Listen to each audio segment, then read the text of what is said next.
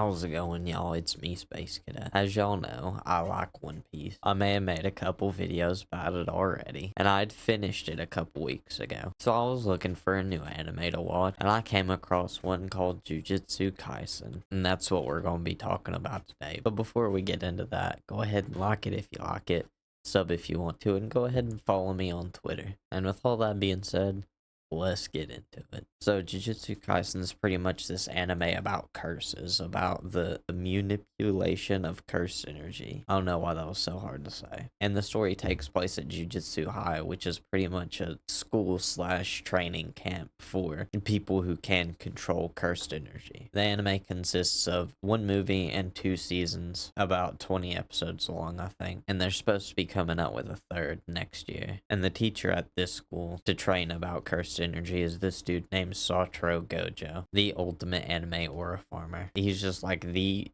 most OP of OP characters. That's pretty much his whole thing, is just being way too overpowered for everybody. It all starts out with the movie where these 2 kids kind of fall in love with each other, and one of the kids proposes, which is kind of weird, but one of the kids proposes and literally presents a ring, and they're like, yeah, let's get married. But then a tragedy happens and one of them gets ran over by a car, and as the other one's watching, he accidentally puts a curse on her so they can pretty much be together forever, but they don't know that yet. So the now cursed spirit starts protecting the little boy by literally killing and ripping anyone to shreds that fucks with him. And homeboy's kind of traumatized by this, I'm not gonna lie. But eventually he gets found by Satoru Gojo, and he gets brought to Jujutsu High, and he gets brought up to speed with all this curses and cursed energy stuff, because most of the world doesn't know about this stuff. So he can figure out where his cursed energy comes from and how to use it and stuff like that. And eventually he goes on to defeat the bad guy of the movie. And going forward to season 1. Season 1 comes after the movie, but we are not following the same character. This show has some of the most badass names ever. Main character for season 1 and 2, Yuji Itadori. I had to look that up. He finds himself in a predicament. His friends are about to die, and he has this powerful cursed object, one of the 20 fingers of Sukuna. So he eats it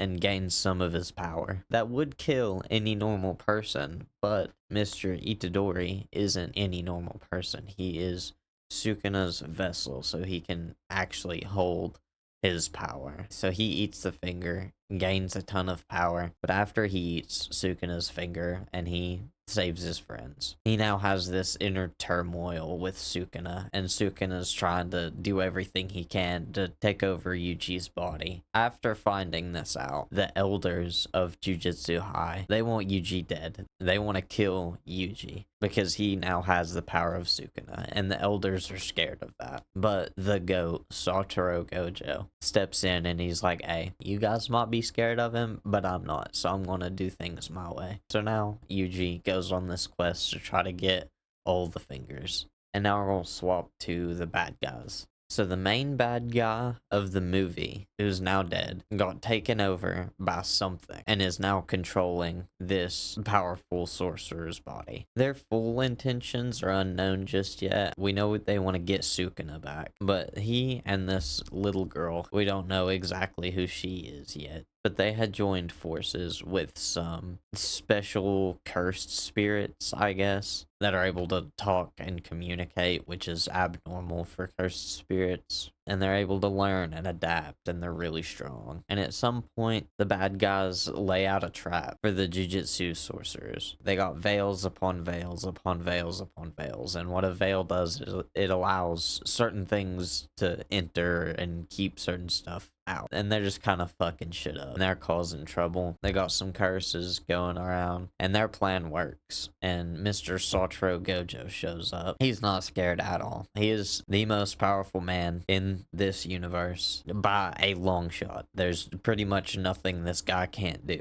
So he's not scared. He walks straight into the trap and he's like, I'm here, what's up? They've got him kind of in a pinch at the start because they've set the stage. They've got him alone from the rest of the other sorcerers. They've got him outnumbered. They're also in a train station underneath the ground, so it's not like they can just take this anywhere. And remember, they're still in the Veils. And Homeboy gets rushed. Innocent civilians are getting killed left and right. Curses are going everywhere. And the bad guys are hoping that he doesn't use his trump card, domain expansion, which would be able to instantly kill all of them, but it would also kill all of the civilians in the way. So they're pretty much just hoping, well, they're hoping that Satoru Gojo will just let them kill people so he doesn't have to be the one killing people with his domain expansion. But it doesn't work. He pulls out an insane 1 million IQ play, psychs him out with a quick draw of his domain expansion, and then kills pretty much every low-level cursed spirit in the area, saving as many people as he can. But the big bad guy of the series still has Gojo right where he wants him. He's taken over that guy's body, which just so happens to be Satoru's best friend. So when he steps around the corner, his best friend, which is supposed to be dead, that had died in the movie. So when he steps around the corner, Satoru's shocked. He's caught off guard, but before he knows what to do, he's caught. He's trapped in a box. So now his students are trying to come save him. And another thing is Jujutsu Kaisen doesn't believe in plot armor. It kind of reminded me of Attack on Titan, where people are just dying. It doesn't give a fuck. Plot armor does not exist. You can and will die at any point. The enemies in Jujutsu Kaisen are some of the coolest enemies I've seen in anime. They kind of reminded me of the Chimera ants from Hunter x Hunter. Just their design made them you could tell they were powerful people, and it'd always have you trying to guess how their ability worked. The fighting system, just the whole cursed energy thing, the whole like fighting with curses and using curses to fight, that's such a cool concept, and the way they play with this idea is amazing. The girl with the hammer, I don't know her name, I'm not good with names, but the girl with the hammer, that's probably one of the more creative characters. Her curse technique's pretty creative, and it's something I would have never thought about. The domain expansions are wild. That's probably one of my favorite things in anime. When I seen domain expansion for the first time, I lost it. That was epic. And